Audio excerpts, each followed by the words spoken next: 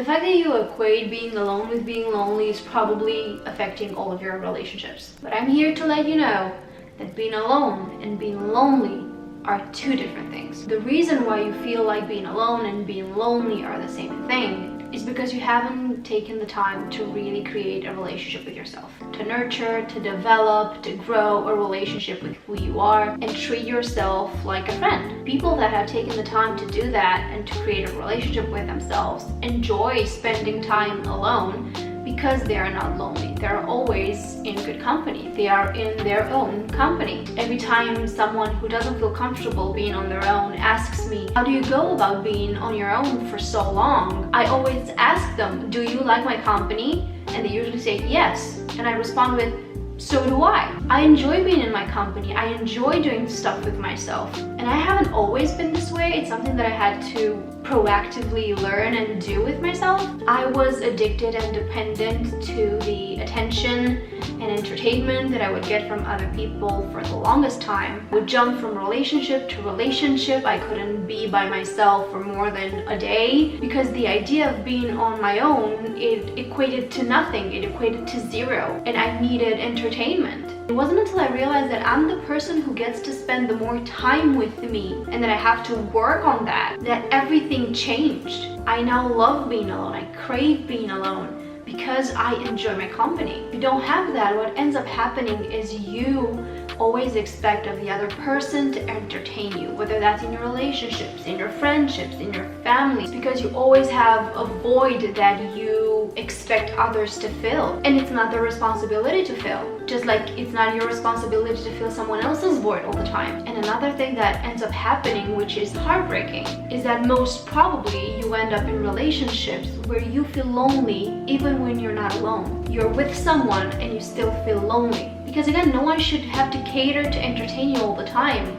and vice versa. And feeling lonely in a relationship, whether that's romantic, friendship, whatever kind of relationship, being lonely when you're with someone else is the worst feeling in the world. And the only way to change that is facing the demon, facing the fear, and sitting with yourself and creating a relationship with yourself. And once you do that, you'll never be lonely ever again. You will be alone, you will spend time on your own, but you'll never be lonely. You're literally going to crave sometimes being alone just so that you are in your own company. It takes so much pressure off of yourself, and it takes so much pressure off of everyone that you have a relationship with, because now you're not going to be with them just because you have a need to be entertained. You will develop those relationships because you want to be there and because you enjoy their company, and it's going to be based on that. And when you don't get attention from them, that's fine, because you won't need it anymore. You will love it, you will cherish it, you will enjoy it when it's there. But if it's not the end of the world, because that feeling of loneliness is not going to be there anymore. I heard somewhere that only boring people get bored, and I think it ties into this. That when you take the time to create a relationship with yourself and feel comfortable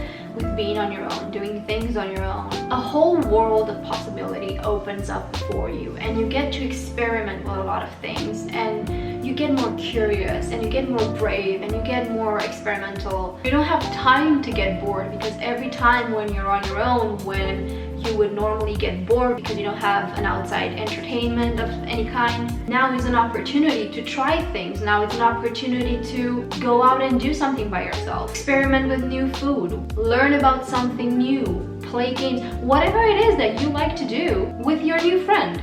You suddenly, time with yourself is not going to feel empty. It's going to feel full of your presence and of all of the things that you would like to do with someone else, and you usually don't do them because you don't have a companion, but now you do. That doesn't mean you're not gonna get to do things with other people. You will. There's one book that I read that really changed my perspective on things in my life, which is called The Artist's Way by Julia Cameron. It's both a book and a 12-week program about changing who you are on the inside and rescuing the inner artist. One of the things, non-negotiables in the book, that I think would help you a lot if you want to create a relationship with yourself is weekly dates with yourself.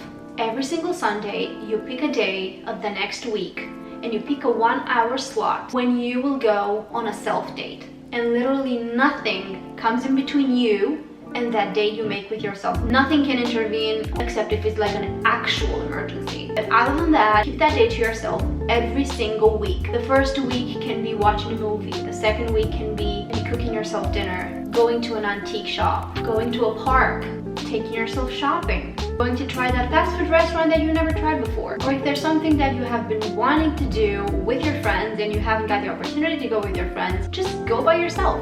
Take yourself to an animal farm. Go to a pottery class, go painting, whatever it is, 1 hour every single week, you will take yourself on a self date. And you're gonna see how the whole world just opens up to you in amazing ways. What will end up happening is not only that you will feel good in your company and you won't feel lonely when you're alone, is that all of your relationships will benefit from this as well, because you'll have so much more of yourself to bring to the table. You won't put pressure on the other ones, and all of your connections will flourish because you took time to grow and nurture and explore the most important relationship of them all, the one that you have with yourself.